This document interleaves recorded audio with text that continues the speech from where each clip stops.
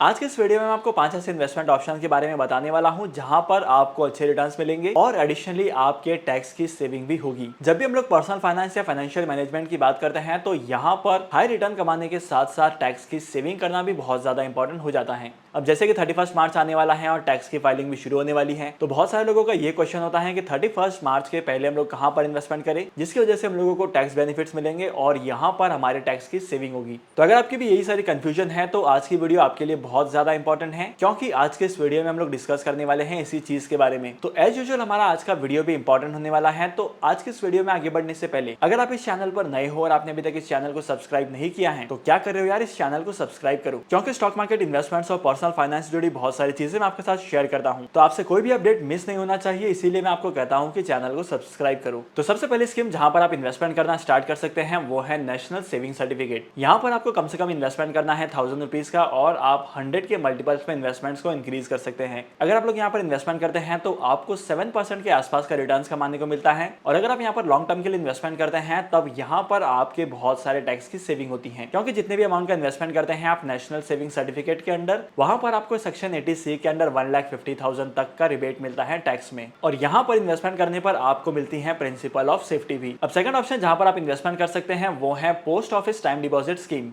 Post office के time deposit scheme में आप 1000 के मल्टीपल्स में इन्वेस्टमेंट कर सकते हैं और यहाँ पर आपको कम से कम 5 साल के लिए इन्वेस्टमेंट करना पड़ता है। और अगर आप लोग 5 साल के लिए इन्वेस्टमेंट करते हैं तो यहाँ पर आपको आपके इन्वेस्टमेंट पर 7% तक के रिटर्न्स कमाने को मिलते हैं। अगर आप लोग बैंक में एफडी करवाने जाएंगे तब भी यहाँ पर आपको 7% के रिटर्न्स नहीं मिलेंगे 5 ईयर की एफडी में। लेकिन एक्सेप्शन ये है कि अगर आप स्मॉल फाइनेंस बैंक में जाते हैं तो इतने रेट ऑफ इंटरेस्ट मिल सकते हैं। यहाँ पर भी आपको आपके प्रिंसिपल की सेफ्टी मिलती है। और अगर आप लोग यहाँ पर इन्वेस्टमेंट करते हैं तो आपकी इन्वेस्टमेंट पर 1,50,000 तक का आपको टैक्स में रिडक्शन मिलता है, वो भी सेक्शन 80C के अंडर। इसके बाद तीसरी स्कीम जहां पर आप इन्वेस्टमेंट कर सकते हैं वो है सुकन्या समृद्धि योजना। जैसे कि यहाँ पर नाम से पता चल रहा है ये एक गर्ल चाइल्ड के लिए है। अगर आपकी एक गर्ल चाइल्ड है और इसकी एज 10 साल से कम है तब यहाँ पर आप स्कीम के अंदर इन्वेस्टमेंट कर सकते हैं। और जैसे ही आपके गर्ल चाइल्ड की एज 18 साल की हो जाती है तब यहाँ पर वो उस अकाउंट की ओनर बन जाती है और अपने फंड्स को रिडीम कर सकती है। इस स्कीम के अंदर आप इन्वेस्टमेंट करना स्टार्ट कर सकते हैं 250 रुपीज से और यहाँ पर मैक्सिमम आप 1,50,000 तक का इन्वेस्टमेंट कर सकते हैं। और सबसे खास बात तो यह है कि यहाँ पर आपको टैक्स की सेविंग के लिए भी ऑप्शन मिलता है। अगर आप यहाँ पर 1,50,000 तक का इन्वेस्टमेंट करते हैं तब 1,50,000 तक का रिबेट मिलता है इनकम टैक्स एक्ट के अंडर। और वहीं पर अगर मैं इंटरेस्ट रेट की बात करूँ तो आप जितने भी अमाउंट का इन्वेस्टमेंट करते हैं यहाँ पर इस इन्वेस्टमेंट ऑप्शन में आपको 7.6% का इंटरेस्ट मिलता है,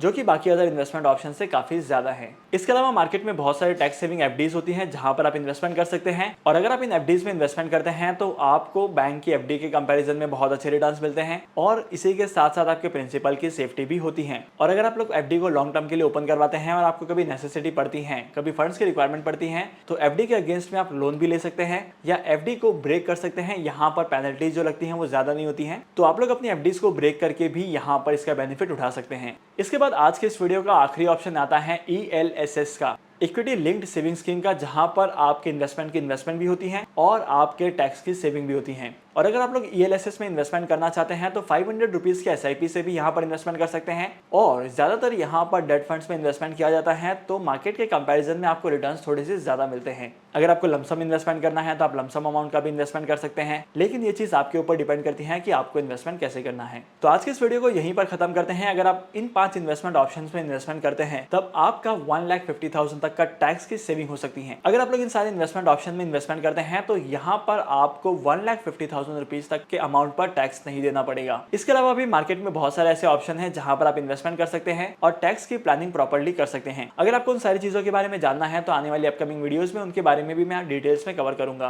तो आज के इस इंपॉर्टेंट वीडियो को यहीं पर खत्म करते हैं और होप करता हूं कि आज की वीडियो का कंटेंट आपको वैल्यूएबल लगा होगा। अगर आपको आज की इस वीडियो का कंटेंट वैल्यूएबल लगा है तो इस वीडियो को लाइक करना, शेयर करना। तो फिर मिलते हैं अगली वीडियो में नए टॉपिक के साथ, एक इंटरेस्टिंग टॉपिक के साथ। तब तक के लिए signing off, happy investing and good bye.